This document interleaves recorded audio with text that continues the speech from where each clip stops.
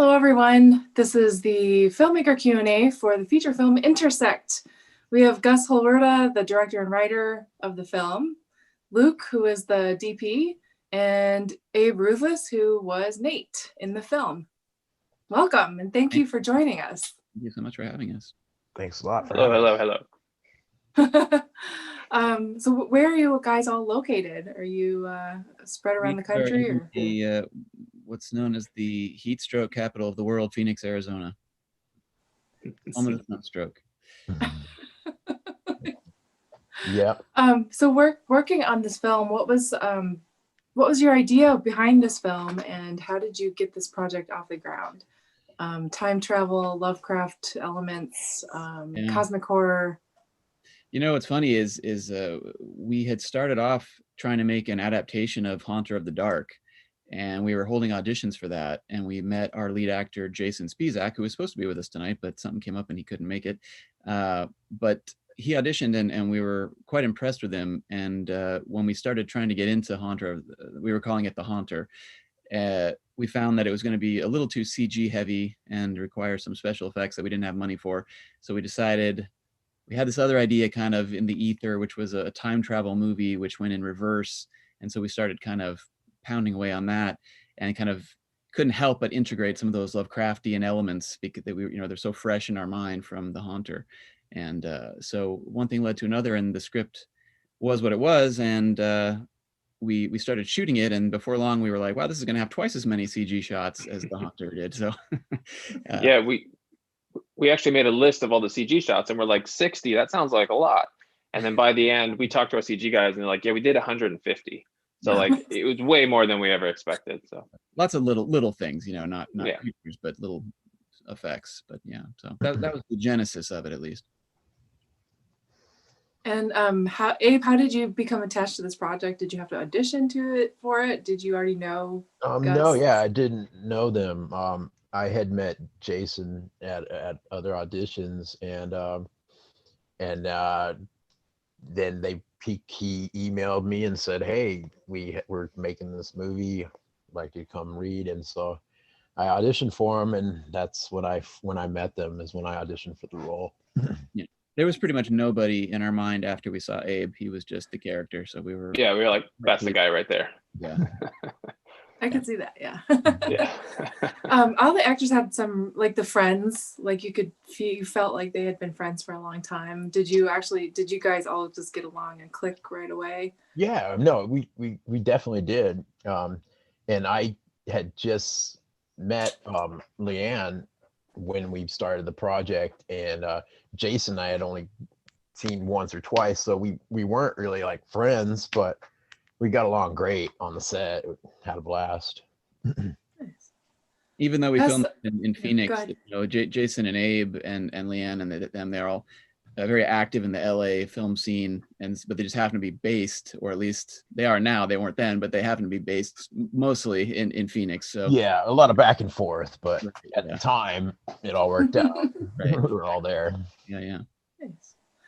Gus, have you read a lot of Lovecraft? Like you mentioned Haunter of the Dark. Is that one of your favorite stories?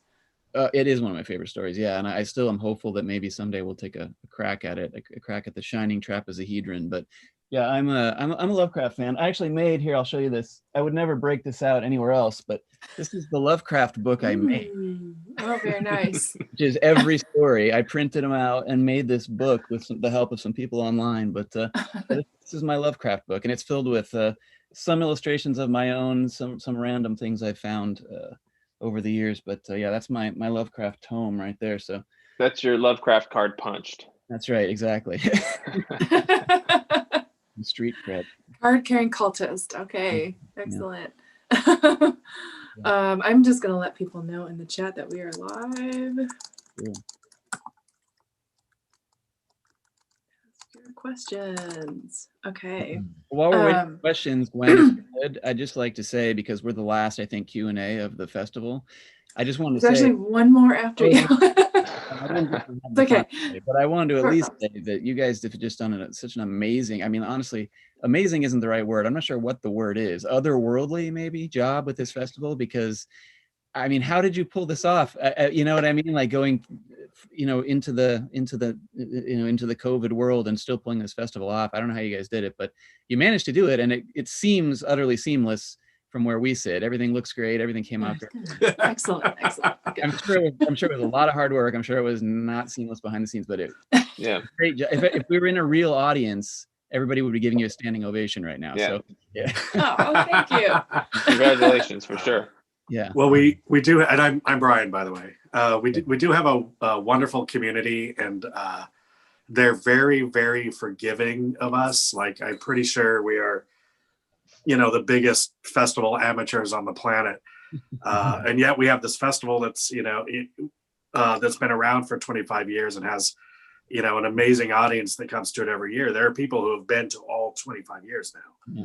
Yeah. Awesome. And I mean, you guys were funded in like an hour or something crazy, wasn't it? A little longer. Cool. Like 5 That's pretty rad. it was like 5 minutes, but yeah.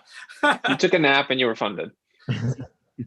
Well, I think everybody knew we were running a very short campaign too. They were all waiting, Yeah. waiting to get in there. Yeah. But they're very forgiving, and I think there's always technical problems. And one of the introductions, we had Aaron Vanek, which he ran the San Pedro version of the H.P. Lovecraft Film Festival for a little while, and for 7 years. And one of the things he said during his little intro was, it's not an H.P. Lovecraft Film Festival until there are technical glitches. Yeah. So there's always. So we've had 4 technical glitches, I think. Okay. Yeah. That's all right. Nothing catastrophic though. Thank But God. most people have been okay. It sort of is, it just Everything I've checked out has looked great. So congratulations. Yeah. Great.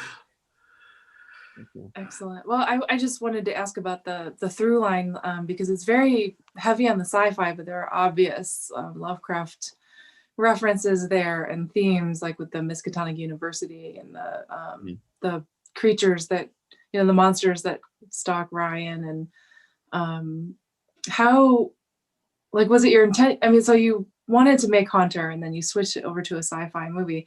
How did you work those elements together? Like, did you have in mind kind of a percentage of, like, I want it to be this much sci-fi and this much Lovecraftian, or was that organic? What I had hoped we would do was, as I said, there were kind of all these ideas just kind of floating around in the ether. And I what I wanted to do, and again, for those of you who don't know, we shot this movie actually 10 years ago. Oh. And it was almost the first thing we ever actually shot. And we put it on hold because we had an opportunity to make another movie, and then we had a few other projects get developed. And so we just came back to it in 2020 to basically finish it and release it, because we couldn't live with ourselves if we didn't finish it. But back then there were all these ideas floating around, and what I wanted to do in my 10 years ago old self, a little bit too idealistic maybe, was make a movie that was what I would want to see, which is, I love movies that are just very difficult to understand. I love movies that are so complicated that you have to hold ideas in your head and wait for the solutions to come. And so we wanted to kind of pile on those ideas as the movie went, and sort of, invite the audience to do, a little bit of that kind of thinking and hold on to those ideas. And so it just became like, okay, if we're telling the story in reverse, that's the perfect way to do this, because it's not, if you're to watch a movie from the end, are you ever going to know what was happening at the beginning? But at the same time, because of its time travel, things can be going in both directions. So you've got the marbles that are disappearing one at a time, but since the movie is told in reverse, they're all gone at the start of the movie. And then you've got, Nate's character, who I guess if this is a Q&A for people who have seen the movie, it's not so much of a spoiler, but he's showing up at the end of the movie, which is the beginning of the story. And that was just too alluring to ignore, and just kind of those interwoven threads of jumping back and forth and going both directions in time. It just really filled in that idea that I had of keeping the audience confused and making a puzzle out of the movie, which is we're pretty pleased with what it turned into. So that's how it started. I don't know if that answered but that was I was going to jump in and just say, speaking of the Miskatonic angle, we had this big seal printed at one point. It was like 12 or 14 inches. And we were just like, we got to put this in a scene somewhere. We got to put it in somewhere. And we kept trying to fit it in places. And we always like shot around it. So we brought it to like every set and we tried to cram it in. And then we eventually made the big Miskatonic University sign with letters, and then like we Oh, had wow. Nate wearing the shirt, and then we watched it back recently, knowing we were going to be at this festival. And we're like, we say Miskatonic University like 100 times in this movie, but it was accidental because Yeah. we always thought we were shooting around it, you know, but it's in there. That's part of the that's part of the problem of making a movie 10 years ago is you forget that all their badges have Miskatonic University on it. You know, even his car that he's driving has like a parking decal that says Miskatonic. Originally, it was very subtle, but somehow it became kind of the center point of the movie. And I mean, as a Lovecraft fan, you know, I'm not complaining. I think it's so cool that we were able to make the Miskatonic sign and have it. Yeah, we wanted to see a physical object, cool. though, you know. So we got one of the local schools to let us do that. Yeah, we had a moment when we watched it the first time where it went, is that CG? That looks like a real sign. Like I wasn't getting any uncanny valley from it, you know? No, yeah, right. Yeah, it was a very weird sign. I can't remember. We got those letters at like Michael's Arts and Crafts or something, and then we used like a fishing line to hang them. I remember. It was a stairwell behind it, so we had fishing line tied to the stairwell, and so they were all just hanging there. Yeah. And then we had like put them up with putty so they wouldn't slide, and then we had the big seal made by somebody else out of wood, and we painted it gold, and it was like it took a lot longer than it might seem to have got that thing up. But it was. That's cool as hell. Yeah. Awesome. You can make a drinking game every time you see Miskatonic. You'll be very drunk. For sure. Are you, you mentioned liking these sorts of movies that where you really have to kind of hold it in your head as a.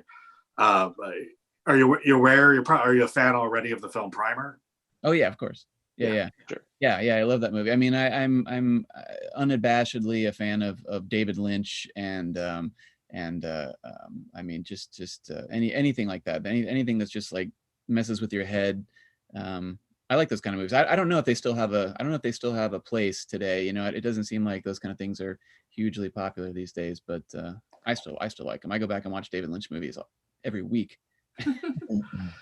I think one of the cleverer things I've seen this year is that clear sticker that people can put on their windows that says, was it say Twin Peaks or something on it, but it's like the outside world. Oh, is, right. you know, a David Lynch film or I guess it says a film by David Lynch. Yes. Yeah. I've been meaning to get one of those. Yeah. I was also reminded of Memento watching your film because there's an element of pieces being revealed throughout the story. And then as far as I know, that's the only other movie that has done it like that. And, you know, obviously we were a little bit afraid of maybe being accused of ripping off Christopher Nolan, but I felt like, well, there's room in the world for two movies that go backwards. Sure. I hope. It's an homage. Yeah, exactly. Yeah. Well, yours has actual time travel. Right. That's true.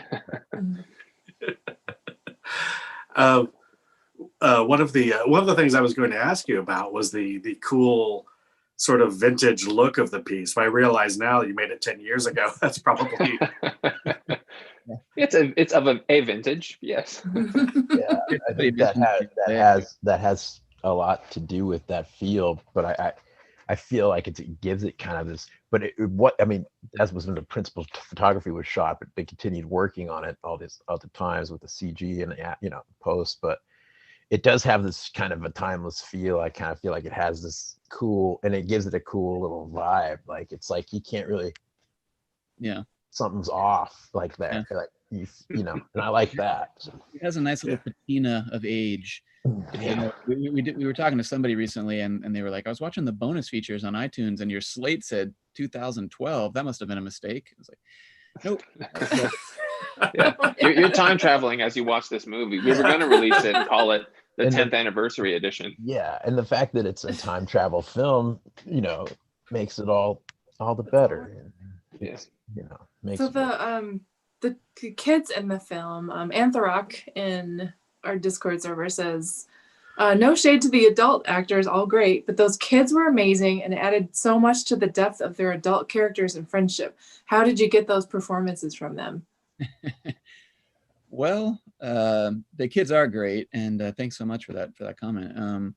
We just made them watch Stand By Me and The Explorers a lot. I wish we could say that, but you know, we held auditions, and I mean that was you know, a fun challenge for basically first time filmmakers to have to cast two casts, you know, that are basically being cast out of Arizona, where you're very limited to begin with, and then to match adults and kids and to try and do that whole thing, that was a real challenge. But those kids, they didn't know each other at all, and just the way they bonded so quickly, I just felt like that was, we just let them go off to the side and hang out and be friends, and I felt like that was better than anything I could have said, was just to let them get to know each other and be friends.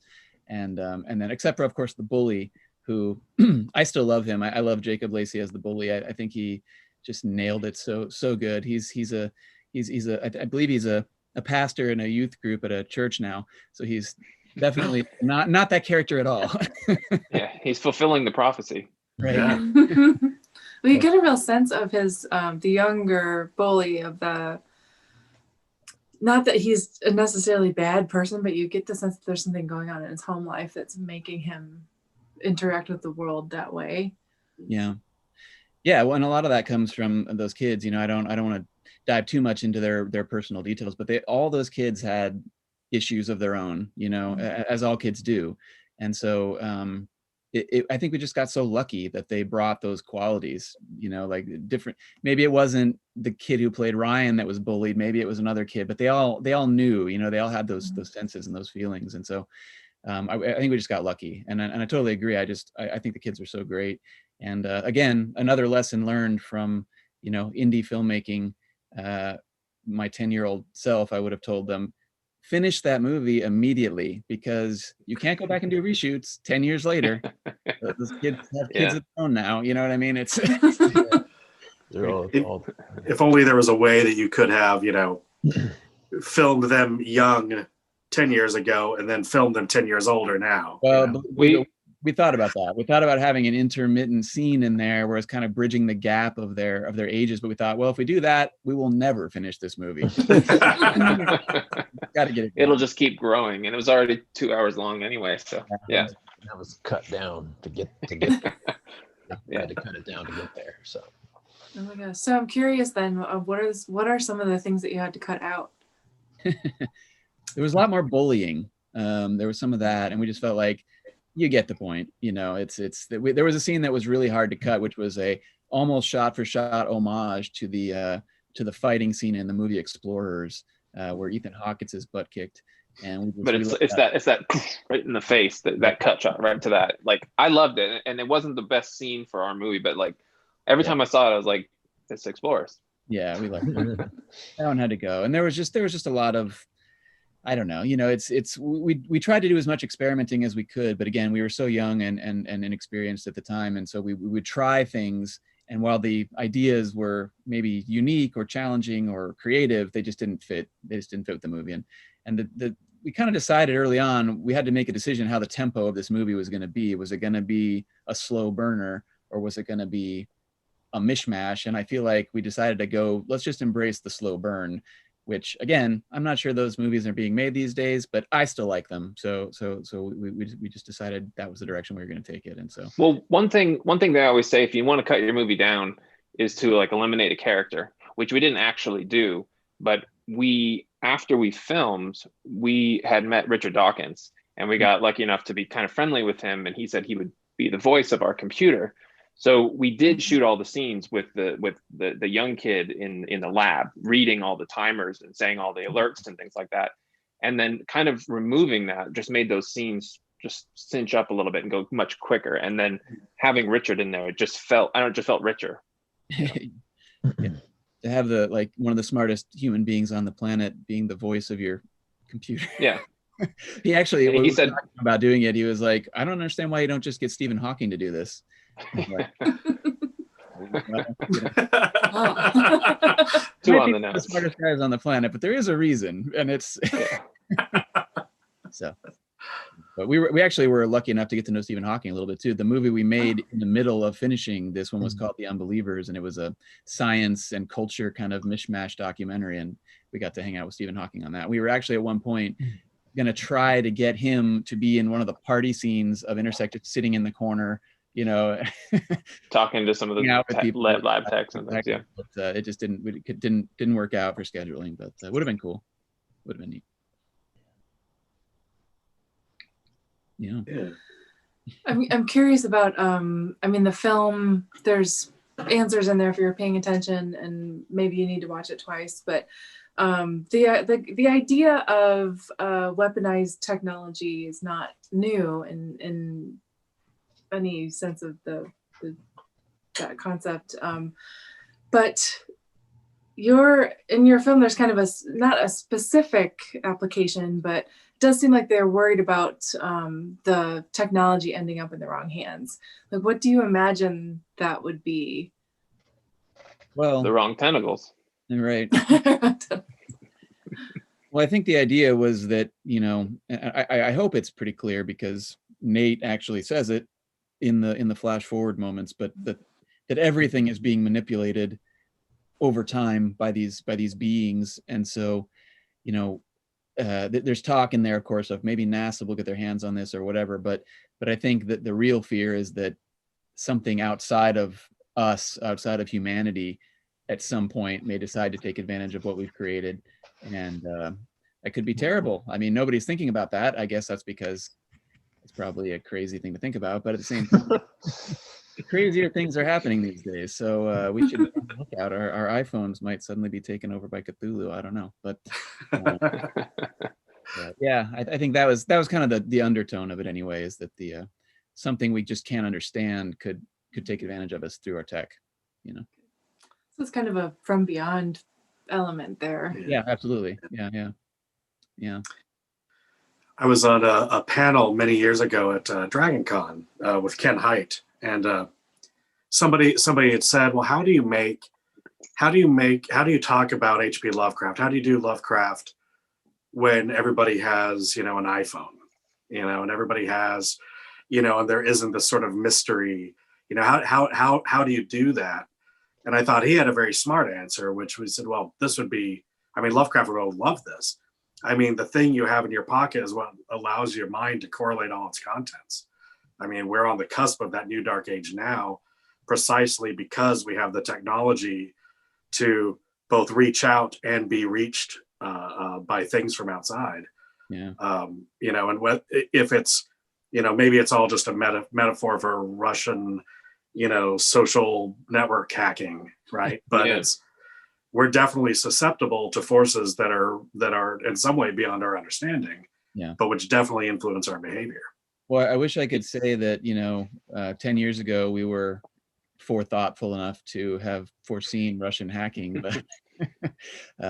but if there is any correlation there, it's slightly lucky. But that, not to say though, again, we made that movie before we made The Unbelievers, before we knew Richard Dawkins, and yet we had that little scene in there with the Abner on the stairs talking about the flat Earth and the other things, and we watch that now 10 years later, and it's like, wow, that's a conversation that's actually happening right now. It was a straw man when we shot it, and I felt really terrible. Like, we should cut that out. It's way too much of a straw man. And yet now that's sort of what's happening. It's even worse. Yeah. The device in your pocket you would think would make you smarter, but it's so much misinformation and information from every angle that you can't keep any of it clear. So people go off on these weird tangents like QAnon, and So that's developed since in these last 10 years. Right. Ways that even the people who created these things, as they said in their own words, they did not think it would turn out this way, which is, and far be it for us, far be it for us to turn off any potential viewers by talking about this thing. We love flat earthers. We love QAnon. We welcome them all. but maybe take a look at a satellite photo or something. Just saying, if you're open to new information. Yeah, exactly. Who took the satellite photo, though? That's what I'm asking. There's another question in the chat. Twisted Tentacle asks, heartbreaking scene when Ryan's sister dies. Did you have any hangups about showing the death on screen? I didn't at the time. Again, I think when you're making an indie film, you try to walk that line of trying to do something that hasn't been done before or shown a certain way, and trying to be a little bit shocking, but also you want to be tasteful. You don't want to turn people off. And I feel like in a strange way, in the last 10 years, the kind of acceptability of certain types of violence has really kind of ebbed and flowed, because we've submitted to other festivals and other different places with the movie, and it's a question that has come up quite a few times, like even without having them seen the movie, there's questions in there like, do children die in this movie? Do you see it on camera? It's actually a thing. And I feel like we handled it in a way that was shocking enough, but not gratuitous. I hope that's what we did. But, the hope is too that the movie is so open-ended that anything can be fixed if we can just get this time travel thing to work. That's actually what I like about the movie, that when we filmed that, like, we were so rushed, so we shot that scene and we were all like, this is great, everything's coming together, it's good. And then when we edited it and we put music in there, it was much more powerful than I remembered it being. But I think the thing I do like about it, that there is a time travel aspect, but Nate doesn't go back and fix the timeline. He actually messes up the timeline, and that's what sets things in motion. And I always like that. I just like that he's not actually correcting anything. Well, there's a great behind the scenes story for that moment too, though, because when Nate, Abe Ruthless, is holding on to the girl and he's starting to become unstuck in time, he lets out this roar, this scream, that it was such a powerful performance. Everybody that was on set that day, and there was a lot of people on set that day, were like shook. By that scream. And we went to look at the playback, and his scream was so loud that it skipped the video. Like, it caused a glitch in the video because we were shooting on an early camera that used like a hard drive. And so it was like, it was almost tragic because we had to cut around the scream a little bit because of the glitch. We did a couple times. Yeah. Broke the camera with his performance. How many actors can say that? Yeah, I remember that now. You're saying that. Yeah. Mm-hmm. Pretty neat. Shattering wine glasses is so old hat. Nobody does that anymore. They break cameras with their voice. Break a camera. Very few. Yeah. It's funny. There's actually a film we played on our opening night called The Return. You seen this one? Yeah. Mm-hmm. Yeah. It's interesting because there's a not completely dissimilar conceit. Yeah. There's kind of a time moving and this way. Yeah. And we wonder if, I would say, when we see things like that, we go, well, is it something about the time we're in? Right. If people are trying to fix the past, there's something we go back. But it's interesting that your film was made, conceived and made so long ago compared to, the other one. Yeah. Well, I will say this, I loved what they did with it because the special effects, I feel like, were really impressive in that sequence. So, kudos to them. They did a great job. I don't know. Again, maybe it's been in the zeitgeist for a while that maybe people want to start to think about what we could have done better in the past. But ours is, theirs is a flash back. Ours is kind of a flash forward. Yeah. But it's jumbled around in time. So it's yeah. But I caught that exact same thing. I was like, oh, great. Another movie that did what we just did. That's great. Yeah, they're two completely different films. That's one of the things.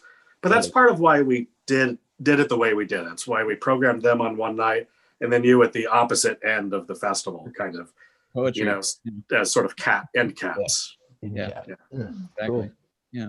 There was one really made with their movie on one side of the bookends and our movie on the other side of the bookends, and you can.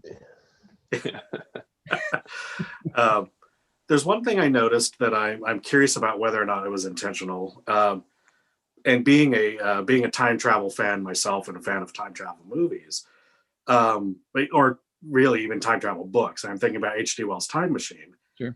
And there's a scene at the end of the book, and I don't actually recall if it's in any of the 2 or 3 movie versions, but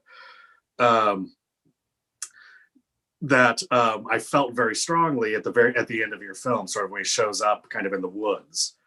And there's these sort of like glassy pools, the sort of gray light. And there's a scene at the end of the Time Machine where the time traveler, right. The nameless time traveler, shows up on this dead beach with gray skies and gray lit waters. And there's these horrible giant roach monsters, perhaps. and it's the end of our time. It's the end of our planet that he's traveled too far to. Which is a scene that always kind of chokes me up because the thought that we're impermanent is terrifying. Yeah. You know. Yeah. So I really love that scene, whether it was an homage or just a happy accident. That scene really got me into that place, that thinking about like, this is the end of our existence that he's seeing. Yeah. Yeah. Well, I mean, it definitely, you're not on the wrong track. I'll put it that way. And actually, there was a hope that we would take it even farther at one point, but frankly, budgets ran out and time was what it was. But yeah, you're definitely not wrong. Let me put it that way. Fair enough. Absolutely. Yeah. So I see all these guitars behind Luke there. Those guitars and hats. I see you're a fan of both. Yes. It says Yeah, I David think- Luke guitars. Oh, yeah. Yeah, He pretty just much. switches them. And hats. Yeah, we've all been in different bands and things, so I've always kept all the instruments as relics. So yeah, there's even more. You just can't see them all. Hats and guitars. Our combined music Yeah. it came in handy with the movie too, because Abe's band, which if this is a G-rated channel, I guess we probably shouldn't say what the name of the band is, but his band contributed to the score or to the soundtrack as well. And Luke and I polished off what the orchestra didn't do in the in-between moments. So yeah, it came in handy. I think you can say the name of the band. Yeah, I think so. This is a horror movie It's festival. a horror festival, yeah. Abe, It was a punk band, and we did a song on the soundtrack, and we were called the Fuck You Ups. Okay. And it's a song from our third album, and we were lucky enough to be able to, we became good friends in this process. And Well, and people don't know this about Abe, or some people don't, but he's been in like a number of like well-known punk bands over the years, and so he's got a lot of street cred when it comes to the punk music scene. I don't know Yeah. about that, but But, I've been playing the punk rock for a while. So, but it was great to be able to have the song work out in it. So it's a cool thing to do. definitely cool. Yeah, what was your approach with the soundtrack with having to go through so many time periods? Well, that was a whole challenge in and of itself as well. We managed to meet a composer by the name of Peter McConnell, who he's pretty well known in the video game world. He did Grim Fandango, he did Hearthstone. Help me out, Luke. I can't think what else he's done. I mean, he worked, basically any Star Wars video game he he's probably worked on. Lucas for a long time, and so he's studied with John Williams and actually with George Lucas and did a lot of recording at the LucasArts Ranch and things like that.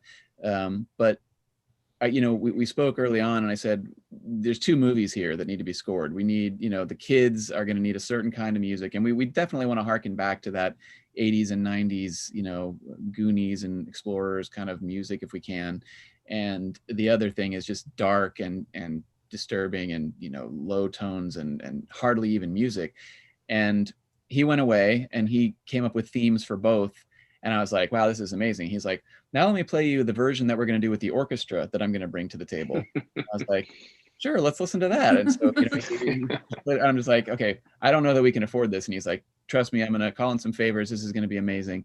And that's exactly what happened. We recorded with an orchestra for the better part of a week. And I think there's over 50 minutes of a full orchestra in there. And it's, 42-piece orchestra. who could hope for such a thing with such an Yeah, I was telling Gus I was watching behind the scenes on Iron Man 2 the other day, and they were going, we're going to get to work with an orchestra for the first time. And it was like, we got to do that. This is insane. We got really lucky there, but Yeah. Peter, he liked the movie. He seemed to really like it from the very beginning and was just eager to do it. So we couldn't have done it without him, and he really worked hard. So again, kudos to Peter. He just did such a great job. Yeah. Definitely. I definitely caught that some of the musical flourishes that definitely had that Spielberg feeling Mhm. to them. Yeah. Yeah, John Williams. When you said John Williams, I was like, oh yeah, Yeah. So, totally hear that. some people find it jarring, which I can totally understand. It's hard to bridge those two parts of the movie, and musically it's like the cues are there, the bridges are there, but it's it can be jarring, you know, but I think again I wouldn't change it because Peter brought his own style to it, and I think it's just so unique, you know. I wouldn't change it for the world. I think it's great. Yeah, it just gives the movie its own kind of weirdness, you know, because you get those different elements, and I always kind of called it whimsical. Like there's these moments of like whimsy that are thrown into the sci-fi movie, and it's just it's like, oh, that's different, and I like it. I like it because it's different. Yeah. You have all those other movies, you know. Music is so weird in movies because, you know, we did temp music on it. I used way more of Shirley Walker's Space Above and Beyond soundtrack than I would have ever thought I would use, but it just happened to be the right music. She was like the right composer. And so like her music was throughout the whole thing. And when it came time, I couldn't imagine Peter could come up with stuff that would match that. And boy, he sure did. I mean, the scene where Nate delivers that eulogy and it's like a French horn solo. And I was just like, wow, like how lucky are we to have this? This is so great. You know? I would say a top tip to filmmakers: if you can afford just one instrument, get a French horn. It adds like $1 million. Absolutely. That's a good tip. There's a question in the Q&A that says, what are some of the films that inspired you for this movie? For this movie in particular, I'm not sure. I mean, I guess what inspired me was the fact that as much as I love Lovecraft, the Lovecraft movies that stick out to me are few and far between that influence me. I mean, From Beyond is obviously a great one. The Mist is, I mean, probably my favorite Lovecraftian movie, even though it's not Lovecraft himself. But I don't know. I mean, Memento, I guess, but really probably the films of David Lynch and to some extent, you know, I always feel like a film nerd when I talk about movies, but I mean, like I like Bergman, I like Hitchcock, I like, you know, keeping the audience just dangling for a long time, and I think that comes through maybe too much in some places in this movie, but just kind of the darker stuff that Lynch and Bergman have done, just surrealistic type stuff. That's what I'm into for the most part. You know, I think the dark element is a good point too, though, because, you know, we shot this on a Red 1, which if you're not familiar is not a very sensitive camera. Like you need a lot of light. So we had to like buy more lights than we had, and like we had like no budget for this movie, and so we would overlight the scenes. But even then, you know, we were still kind of cranking the ISO. So we brought it all down in post, and we just felt like this movie, even from the beginning, when the credits come up, you can almost not read them. Like it's dark. We just want people to like get ready. Like this is going to be a dark movie. I mean, everybody dies in the movie. Spoiler alert. Like pretty much everyone's dead. So it's a dark movie, and we wanted it to look dark. So it's a Call of Cthulhu game. Well, let's talk a little bit about the sort of the agents of everybody dying. Like what about the creatures that appear, that we see sort of appearing throughout time? Can you talk a little bit about the design for those, sort of how you went about it? Yeah, well, I mean, that went through a lot of iterations because early on, we honestly didn't think we were going to have any money to do CG. So we tried doing some practical things. We had built some models, and we had done some stand-in things, and they looked terrible. And we were just like, well, we're just going to have to, you know, bite the bullet and do CG. But when the time came, it was kind of like, you know, it's amazingly difficult to create a creature that hasn't shown up in a Gears of War video game or, you know, a movie. Everything has been done. But to me, the thing that I felt like with the smaller creatures that we hit upon that I really liked was the sound.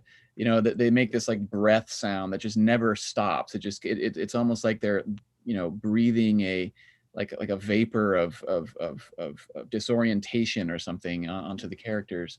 And so once we knew that, then it was kind of like, well, their face is just this opening, this just delivery system for that breath.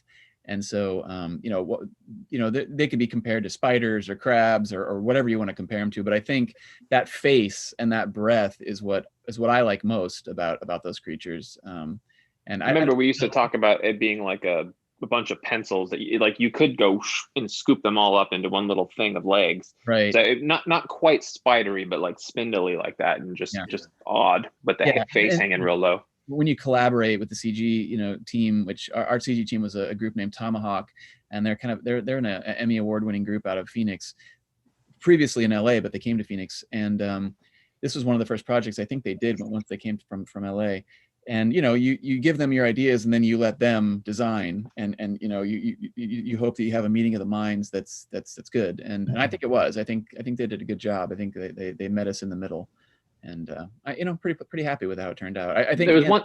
Yeah, go ahead. There was one touch that I liked, which it's not the kind of thing anyone would pick up on, but they have all these like little red tips on things. Like there's like a red halo around their face, and they were like, it's kind of like our atmosphere is burning them or something. They're just barely able to exist here, so they kind of shift in and out. But that was just their thing, and I liked it though. Yeah, part of it too is when you're making an indie film, I'm a big fan of the X-Files approach to things, which is the less you show, the better it is, and the scarier it probably is.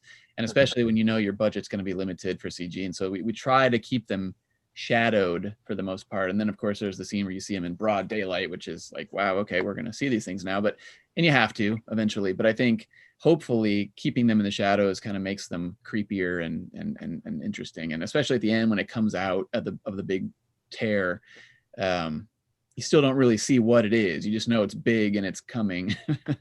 So hopefully it works. Hopefully it's mysterious enough to be interesting, That was my next question, is for the big one at the end. Like, what if that was? It was a little hard to pin down. Was that the idea in that design? Yeah. Well, and also, in the very first sequence when you're going through the space, or the inner space, whatever you want to call it, and then at the end again that space.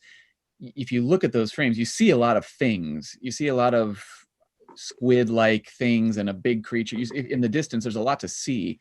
And so you kind of can get an idea of what one of those things might look like if it were to come through. But again, the CG guys, they made like 50 variations of what that creature could look like. And then they just threw them all in that sequence when you're flying through space. And so it's hard to tell what you're even looking at. It kind of just looks like vines or weeds or something that you're flying through, but it's all meant to be creatures. It's all meant to be like, and they're like meant to be massive. And then what's coming through is just this little piece of it. And it's just starting to like peel out. Yeah. And yeah. So, I mean, in theory, they're one and the same. We were talking about how the shunned house is deals with that whole thing of like catching a glimpse of something that your mind can't even fathom. Right. He like walked by and pointed to his elbow, and I was like, "What are you doing?" He's like, "The shunned house." I'm like, "What?" Like, come on, Gwen. I'm like, your elbow. I'm like, oh, because the thing in the basement. Because I wasn't in the Q&A, so I was trying to signal her to ask about the Yeah. We want to ask you about your elbows for some reason. Well, it's like the basement because they think it's haunted or there's a vampire down there or something, but it's really just like the elbow joint of some massive creature that is buried under there. Right. You can't see the rest of it, so you're only getting like the tip of the iceberg, so to speak. Yeah. Well, right, and that's exactly what we were basically trying to do with this whole thing. But it's like, again, I think the reason why everybody always talks about how hard it is to make a Lovecraftian movie or a Lovecraft movie, but it's you don't. It is hard to show the whole world-eating creature, and you know what I mean. It's scarier if you don't see it. I think but I don't know. These days, people want to see it, so it's or a color you can't describe coming from space. Right. Right. Maybe it's pink. We're fairly frequently told, I mean, we direct the HP Lovecraft Film Festival, right? But we're fairly frequently told by people, well, I mean, nobody can adapt Lovecraft. I don't know. I think people can, and we've seen it. There's been a lot of failed attempts. Yeah. But the ones that fail are the ones that don't understand that for Lovecraft, the thing that was important was the atmosphere. Right. It's not about the monsters, really. It's not about how they look, which is why he makes them kind of hard to pin down. Yeah, right. Yeah, I mean, I've always thought, I always wanted to do Dunwich Horror. Obviously, what's his name who did Color Out of Space? Richard Stanley. Yeah, I mean, looks like he's doing that next. and I'm sure it'll be great. I hope it's great. I hope he keeps it. I mean, if I ever got to do it, I would do it I wouldn't change the story at all. I would keep it in the exact same time. I would keep everything exactly the same. I'm a purist. That's just me. But I hope he does it, and I hope he does it great, because I love that one. And man, we need a good movie of that one. There's actually sort of two coming out. I think this is more or less public. We already broadcast the Q&A, but the Castle Freak, the reboot Castle Freak, actually incorporates elements of the Dunwich Horror as well. Which was an interesting surprise when we saw it. We're like, oh, I see what's happening here. It's a Dunwich Horror. It kind of sneaks up on you throughout the film. Yeah, exactly. But I wonder if that's part of it, though, is that everybody does think it's impossible to adapt. So maybe the way to do it is to just sneak it into another movie, because maybe the studios or people who are, approving your budget don't think it's possible. I think that's the key right there, is the budget. I don't think it's impossible. I think it's just expensive. And I think up until very recently, the tools didn't exist to do it. So everybody always said it was impossible, but I don't think it's impossible. I think it's just really expensive. That's why I've been so excited about Guillermo del Toro doing something, anything at all. And I hope he doesn't give up on it. I don't know how the guy who wins the Academy Award for Best Picture can still have trouble getting his movie made. I don't understand it. But, you would think that would open some doors, maybe. Yeah.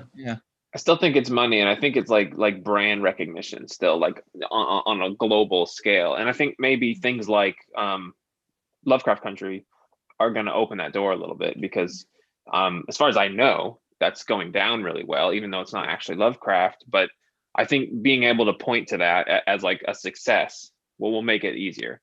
I mean, when you get a small budget, when you get a tiny budget and you're going, let's adapt the whole story, it's just not possible sometimes. So I think that's really what happens.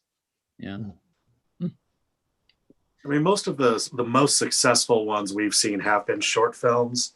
And there is this, Lovecraft primarily dealt in short fiction, with the exception of some of his more well-known, like Mountains of Madness and Shadow Out of Time, which were longer pieces. But that was something that he did sort of with intent. That was sort of a Poe thing. It was this idea of the, what do we say? What is that? The unity of effect. Unity of effect, right? Is that you can sort of sustain this atmosphere of dread sort of for like a short story, and we think for sort of a short film.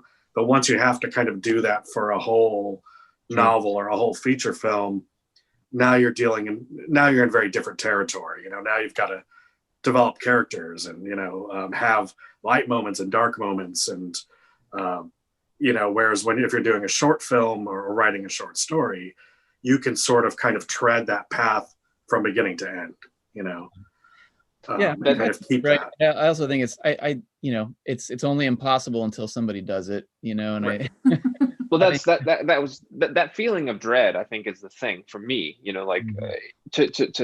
to keep that going for an hour and a half, I think is also difficult, but it's like wearing on the audience. But something like the Joker movie that just came out, I think does that pretty effectively. There's not very many light moments in Joker. Well, I mean, The Mist, I think The Mist is the best one, because it's like you have that feeling throughout the whole movie, and then at the end it gets even worse. You can't even imagine it could have gotten worse, but it does, and so I don't know. I love that movie. I love that movie to death. I like that movie, but it's hard. It's sort of difficult to watch. Oh yeah, absolutely. I haven't been able to really rewatch it, just because it is Marcia Gay Harden is just so chilling. Yeah. Sure. Well, if you watch it again, you should watch the black and white version, because it's fun. It is cool. It is cool in black and white. It really does. Although the monster design and the effects in The Mist are excellent, there's something about the black and white that makes those monsters less uncanny, right? Or less uncanny valley. Yeah, right? Exactly right. Yeah, exactly right. Yeah. I think we've got films like The Witch, that Robert Eggers' The Witch, which I think does a pretty good job. For sure. But it is wearing. It's wearing on the audience, as you say, to kind of live with that dread for an hour and a half or 2 hours. But again, back to the budget. If you think of The Witch budget, I'm sure that was under 10 million, 5 million, I don't even know. But to get a movie of the scale that we're all thinking of for Lovecraft, to have somebody approve that budget and then go, and everybody's going to just feel dread for an hour and a half. Like, my mom's not going to go watch that movie. Right. You know, and that's what you have to appeal to, you know? For sure. We did think that Richard Stanley's Color Out of Space did a good job. It didn't do that. You know, it certainly had moments of levity, and but we thought in terms of doing a Lovecraft adaptation that got Lovecraft pretty good. Yeah. It did a good job with it. It certainly is. I mean, one of, you know, there have been 4 feature-length adaptations of Color Out of Space, and certainly his version and Die Farbe, the German version, are the top of the heap. The other 2 are, you know, right. You get what you get. There's a fantastic matte painting in Die Monster Die, though. Yeah. Yeah. I wonder if they made Color Out of Space in black and white, if it would be more effective. Well, Die Farbe is mostly black and white, except for the scenes. I meant the new one, actually. I meant like if they released the newer version of that, like it might actually be weirdly effective, you know? Because it'd be like, I don't know what color this is, and you can't see it. Right. Yeah. Some of that. Yeah. Interesting. So Abe, what was it like being? How did the shoot materialize for you? Were you there for the whole shoot pretty much, or were you just there for those little bits? Yeah. No, I would go. Basically we shot in blocks. Because I had to grow my hair and stuff, and we shot in blocks. We would do like all the stuff before I jumped to the portal, and then they went off and shot with the kids, and like 7 months later, whatever it was, we came back and did those other scenes. So that's kind of how that went. So it was a process, you know, for us. And I went away, and I was working in LA at the time, so I was back and forth. Yeah. Abe was, I mean, no one was more of a trooper on this than Abe, because not only did he have to murder a child and grow a beard, but he also had to like turn into a puddle of blood after jumping naked through a portal. I mean, it's like he put in his time on this movie for sure. Yeah. I had a blast. So yeah. I mean, it was a really fun part to play. So yeah, he did a lot of, and I should say too, you know, Abe brought a lot of himself to the role, and not the least of which his tattoos, but anytime Abe did an improv, you know, it's basically in the movie, because we just love that stuff so much. So he brought a lot, and you know, and it's an actor's dream. Well, I'm gonna jump in a portal, and it's it was really great to be a part of. Yeah, and I just have to say, since we're discussing Abe so much right now, the thing I love about it is, like, when I watch it, I see 3 characters. I see a little bit of Han Solo, a little bit of Corey Feldman, and then Ric Flair, which I love. When he's jumping into the portal and he's just like, "Time for human child, boys and girls." Woo! That Nature Boy. That was the soup. Yeah. Right. Well, like Abe, and he's so much more talented than he even gets a chance to display in this movie. We're actually working on another feature that we're just about to get off the ground with luck, and Abe's going to play a major role in that one as well. So, and it's also going to be Lovecraftian. I'm almost afraid to say, but it is. So, you guys will probably be hearing from us again. Well, we hope so. We hope so. Boy, when I heard you when I was off screen, I heard you say that you had originally planned to make a Haunter of the Dark. I was like, what? Wait, what? You know? Yeah, I still have that script, and I still would like to do it, but yeah, so many movies, so little time, you know. There is, I think, only sort of one feature-length adaptation of Haunter called Pickman's Muse, right? By a guy Robert Capoletto in Chicago. It's a pretty cool indie feature. Okay. There's been a couple little attempts at it in short films, but yeah, that's a hard one. That's a hard one to capture, because it has another one of these sort of things that you never really see good. Yeah, right. Yeah.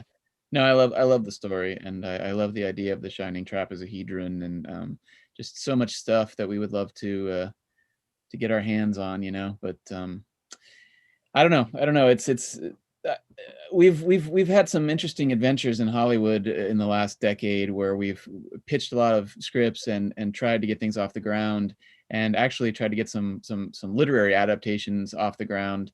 And it's amazing how hard it is to convince people in Hollywood to just stick to the original content. Everybody wants to change it. Everybody wants to update it. Every current political thing has to be taken into account, and it's really hard. And I am a purist, and that's why it's hard for me, because I don't want to sacrifice. I want to do it the way that Lovecraft wanted it to be, if I'm going to do it. So I hope we get to that point. I hope our careers go somewhere and we get a chance to get our Lovecraft movie made, but we'll see what happens. The weird thing that you hear a lot is that in LA, like, people want to discover you or discover a cool project. They want to be known as the person who went, I produced that movie, I discovered that movie, but they also want to change it. Everybody wants to put their spin on it. So you find this cool project and then you go, now how do we change it so that my name's on it? Right. I mean, see Prometheus, if you don't know that story. We don't talk about that movie. We don't talk about that. Okay. Right on. Awesome. Well, we do hope. We hope that you're successful in making more Lovecraftian fare. I mean, keep in mind, we don't. A very small portion of the films we play are direct adaptations. Yeah. That's not even really what's important to us. What's important to us is the kind of film you've made. It sort of takes those ideas and tells original stories from a different viewpoint. Yeah. You've created sort of a science fiction epic instead of what we would think of as a conventional horror story. And we love that. We love that it does different things than what we've seen typically. Well, thanks. Yeah. And that's really what we're about. And if you look at I think we've got 2 short film adaptations and 1 feature adaptation. And we played 63 films, and the rest are not adaptations of Right. Yeah. That's cool. I mean, I think you're going to be hearing a lot from us if that's the case, because once you get Lovecraft on the brain, it's pretty hard to get it out. You know what I mean? So it's always there in the background somewhere. But fungal infection of the brain. Yeah, man. No, it's been a fun ride. I mean, the thing you said about it being more sci-fi than Lovecraftian horror, it's like the funny part of that is that we kind of had to pick a target when we started kind of releasing this movie and deciding, where we were going to try and advertise and who our targets were going to be. And it just seemed like horror was the direction to go as opposed to sci-fi, even though I don't consider it really a horror movie. I consider it more of a sci-fi movie. And yet somehow, through whatever miracles occur in the interwebs, we ended up the #1 horror movie on iTunes upon release for this. So nice. Congrats. Strange, weird thing. I mean, we're #2 in sci-fi, so it's still good, but it's, I mean, our distributor said, how'd you guys do that exactly? Well, and having multiple genres like that didn't hurt, Yeah, right. It doesn't hurt when Bill and Ted's Excellent Adventure is out and trending, and it's a time travel movie, and Lovecraft Country is trending, and it's a time. It was good timing for sure. Yeah. Exactly. And the 25th anniversary of the Lovecraft Festival. Come on, in 2020, like all these dates, like. Well, your social media game was excellent. We like every time I turned around, you were in a group that I either am a member of or a moderator of, posting about it. So I think the word got out. The word got out. We really tried. Actually the Jose Rossetti, who's the older bully in our movie. If you look him up on IMDb, he's got over 300 credits. Like, it's nuts. But he gave us some advice. He's like, you just have to hammer people. He's like, people won't see one post. You have to do 3 a day, or he's like, just always post. So if you ever follow him, when you click on his story, and it's like dash dash dash, his is just dot dot dot dot dot dot dot dot dot. It's just like, here's everything I'm working on. But it's effective. And I know what he's working on. Awesome. Well, we've been chatting for about an hour, I guess, a little more than an hour. So we should probably let you guys go. I don't know what time zone are y'all in? We're in yours. I We're- think 11. Yeah. Okay, Yeah. cool. I have a bottle of Klingon blood wine that I've been waiting to open. I'm not kidding, by the way. Star Trek makes wines now. So Oh wow. tonight I'm opening the Klingon blood wine. We should definitely open that and then go watch the Cthulhu Girls Shorts of Madness. Yeah, Oh, you should okay, definitely sure. have a look at that. Yeah. I'm gonna look at that one. Yeah, I've been trying to watch as much as I can this weekend. It's been a busy weekend, but there's. I'm glad you guys are going for a couple more. It's till tomorrow, is that right? Yeah, till 6 tomorrow. Right. Okay, So good. there's no new content, but everything's available until 6. Right, exactly. Yeah. Yeah, right now everything is out. Everything is streaming now. Mhm. Good. Yeah. Cool. Well, again, you guys. That's gotta feel good.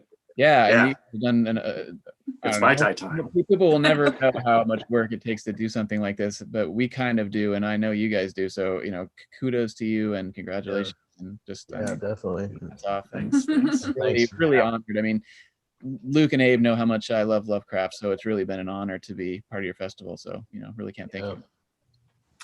Yeah, we appreciate it. We appreciate you being here. It's we've been saying this to a lot of people, but it's true. These are such weird times, and to be able to come together like this is really what's important, and that's why we're having this festival. And I think we've seen festivals. We also organize Portland Horror Film Festival, Mhm. and we've seen at the time that's in June, and at the time that this COVID thing was really picking up steam here in the U.S. We saw kind of all the festivals at first go, "Oh, we're doing it next year. We're not going to have one." But I think once the reality has kind of dawned on them, we sort of said at the time, I don't think we could not have it. I mean, what are we going to just skip this season? Like, what about the Yeah. filmmakers whose films are coming out? Are they just that's all just going to go into a static, it's into stasis for a year? Like, that doesn't make sense. And that doesn't help anybody. Yeah. That's what happened to us. We premiered at the Boston Sci-Fi Festival, and we were like, "This is gonna be great," and then COVID hit, and then just So, and I mean, we have friends in Portland, so we were planning to be there for this. Yeah. And we were just like, "This is it's just everything. It just keeps adding on this year. It just gets worse and worse and worse." So we're just glad that you guys kept it up and you kept it going, because this is exciting. Yeah. Great. All right. Well, we should let you run. But thanks so much. It really does mean a lot to us to have everybody here, to have your faces looking at us. It would be better if we had you up on the stage at the Hollywood Theater, and we would be pretty close to the time now, about 11 o'clock. Is usually when we shut down and everybody goes over to the Moon and Sixpence, which is a British pub about 2 blocks away from the theater. And we sort of spend the night there until they kick us out at 3 a.m. or something. Nice. That's a sixpence. Oh yeah. Isn't there also a bar called the Lovecraft Bar in Portland? They renamed it the Coffin Club. It changed ownership. Yeah, pretty recently. Yeah. Okay. And it was always kind of Boo. the decor. I don't know that the decor really changed. I don't There think was always so. a horror theme bar. Yeah. So there's a giant Necronomicon seal on the ceiling, and the owner was like a huge fan of art installations, and the back of the stage is like a star spawn coming out of the wall with this big lit up eyes. It's really cool. That's really That's cool. But the bar changed hands, and they kept all the same decor and stuff. I think they just Well, there were always a lot of coffins, so they renamed it the Coffin Club. Seems fine. Also, Yeah. I've been to Portland many times, and everybody kept saying, "Go there," and we never did. And I guess now we'll never be able to go to the Lovecraft Bar. But Coffin Club's still cool. Are you guys Night Gallery fans? Yes. Yeah, you know about the book, the retrospective book that they just did a Kickstarter for? Yeah. That's cool. I mean, there's a couple Lovecraft stories in Night Gallery, so we've shown. Pickman's model. Oh, I don't know. About 3 years ago, 2-3 years ago, we showed Pickman's model and Cool Air. Oh, cool. There. I was in LA. I saw Tom Wright, the guy who did the painting, had a exhibit of all the art of all the original paintings. So I got to see the paintings close up. I bought one from him, and it's signed by him. Right. Oh, there. cool. This is a Night Gallery painting. Oh, cool. Awesome. I Oh my haven't got God. a name for it yet, but someday I will. That's super cool. It's an unproduced segment of the show. It's in the season 3 credits, but it was never in the show. So you can see it in the credits, but it was never used in the show. Yeah. Wow. Yeah. One of these I days. remember that one because we used to have it on our website somewhere. That's right. I always like that image. So Yeah. yeah. Awesome. Cool, guys. Cool. Well, Thanks. it's really fun. So we could talk forever, I'm sure, but I'm sure. Yeah. Yeah. And we will sometime. Next time we'll have you out here. hopefully, I don't know if our next movie will be done by the next festival, maybe, but for sure the one after that. So I'm sure we'll be talking again, you know. We'll be We'll here. try. Yeah. Yeah. Sounds good. Great. Thank you so much. I've Thanks got to a run, lot. go. I'll flip all the switches, so I'm going to disappear, and Gwen will play you out. Yeah. Okay. But it might take me a while because when I play guitar, I have to tune it for like an hour. I guess if anybody's looking for the movie, you can find it as well as a Blu-ray with tons of bonus features and things at intersectthemovie.com. It's on iTunes, Amazon, pretty much everywhere. And I forgot, Luke, is there anything else to say? Well, just internationally, it's out there. It's not released in every country, but if you go to Vimeo, you can get it. It's in English only, but it's out there. Yeah. Cool. Yeah. And you can Very check cool. out Abe Fuck You Ups on the internet. I was gonna say, Abe, for new fans of yours, where can they find your work next? What are you doing next? I'm doing Gus and Luke's next film. Okay. Hopefully be shooting that this next year. So Sweet. can't really say much about it, but Yeah. be We're in cool. like a very soft pre-production moment right now. So we're planning and we're doing things, but We're calling in every financial favor we've ever had and looking for money. Yeah. Yeah.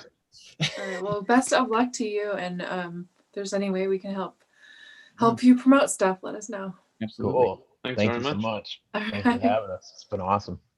All right. And bye to the audience. Bye, everybody. Bye Thanks. to the audience.